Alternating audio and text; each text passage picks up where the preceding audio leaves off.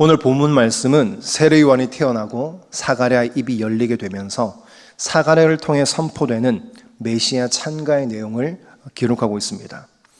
그런데 이상하리만큼 실상으로 태어난 세례 요한과 그를 낳은 사가랴와 엘리사벳에게는 초점이 전혀 맞춰져 있지 않다는 겁니다. 우리가 폰으로 카메라를 찍을 때 가운데 포커스만 딱 누르면 어떻게 됩니까? 주변이 흐리게 되죠. 마치 이처럼 세례 요한과 그의 부모는 중심으로부터 멀어진 양상을 오늘 본문은 보여주고 있습니다. 우리가 금요일에 앞서 세례 요한의 이름 짓기는 단순히 이름 결정하는 문제가 아니라고 들었습니다. 당시 유대인들은 친족들 가운데 있는 이름을 주로 사용했기 때문에 우리가 성경을 읽어가다 보면 특별히 족보 부분을 볼 때 동명이인들이 상당히 많이 등장하는 것을 볼 수 있습니다. 그런데 이 요한이라는 이름은 그런 면에서 전혀 생뚱맞은 이름이었었죠. 그러나 이 이름은 아이를 낳기도 전에 하나님께서 결정하여 주신 이름이었습니다. 따라서 요한이라는 이름을 짓는 것 자체가 하나님의 말씀에 대한 온전한 순종을 보여주는 것이었습니다. 서판을 통해 요한이라는 이름을 기록하자마자 하나님께서는 그의 입을 열어주셨고 혀를 풀어주실 뿐만 아니라 그를 성령으로 충만하게 하셨습니다. 오늘 말씀 1장 67절 말씀 같이 읽겠습니다. 시작. 그 부친 사가랴가 성령의 충만함을 받아 예언하여 이르되. 아멘. 세례 요한의 아버지 사가랴가 성령의 충만함을 받고 가장 먼저 한 일이 무엇입니까? 68절에서 75절까지는 약속대로 오실 메시아 그리고 예수님에 관한 찬양으로 가득 차 있음을 볼 수 있습니다.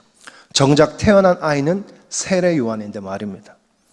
아버지 사가랴의 예언은 앞으로 아들 세례 요한이 걸어가야 할 길과 사명을 그대로 보여준다고 해도 과언이 아닐 것입니다.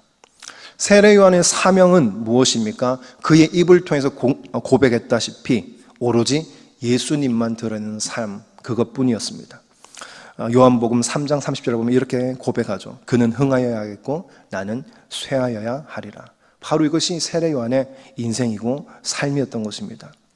성령의 충만함을 받은 사가랴는 이 68절에서 75절까지 구약의 성취와 메시아의 사역을 노래하고 있는데 간단하게 정리하면 이렇게 볼 수 있습니다.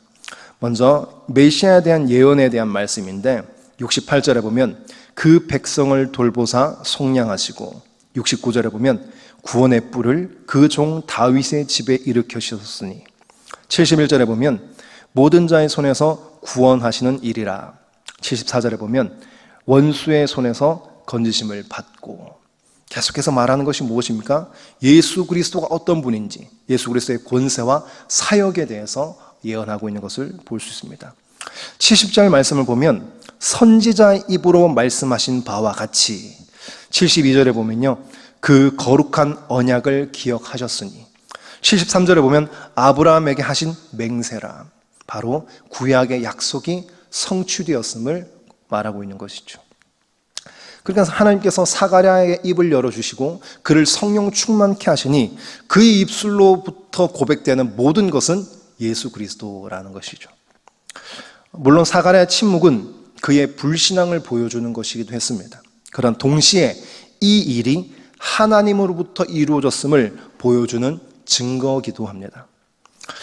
비록 연약하여서 하나님에 대한 능력을 의심하기도 했지만 성령으로 충만하게 되니까 그의 입을 통해서 오직 예수 그리스도만 드러나게 되는 것입니다. 그렇기 때문에 그의 침묵은 오직 예수님만 드러내기까지 잠깐의 멈춤의 시간이라고 볼 수 있을 겁니다. 성령 충만을 통해서 많은 이적들과 모습들이 드러나게 되죠.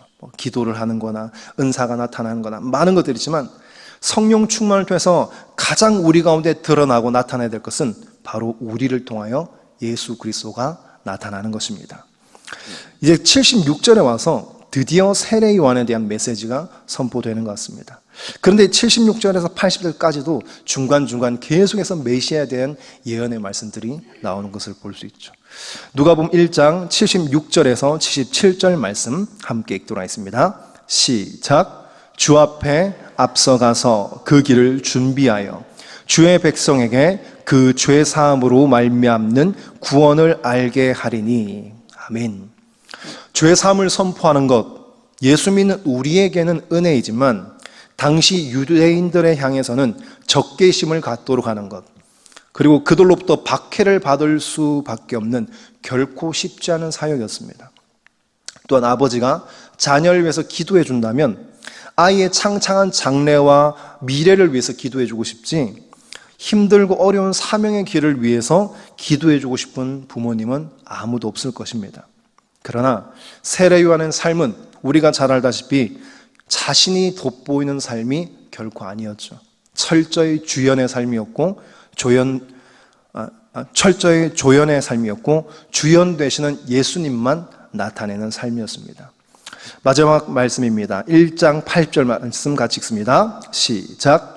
아이가 자라며 심령이 강하여지며 이스라엘에게 나타나는 날까지 빈들에 있으니라. 아멘. 빈들이라고 번역된 이 에레모스란 헬라어는요, 사람이 거의 살지 않는 황폐한 광야 등으로 번역될 수 있습니다. 헬라인들에게 있어서 이 광야라는 이미지는 귀신이 사는 곳이고 어둡고 고통스러운 것을 의미합니다. 그러나 이스라엘 백성들에게 이 광야는 어떤 곳입니까? 만나와 메추라기로 먹이시고 구름 기둥과 불 기둥으로 이스라엘 백성을 인도하시며 오롯이 하나님만 바라보도록 이스라엘 백성을 인도하셨던 장소가 바로 이 광야이죠.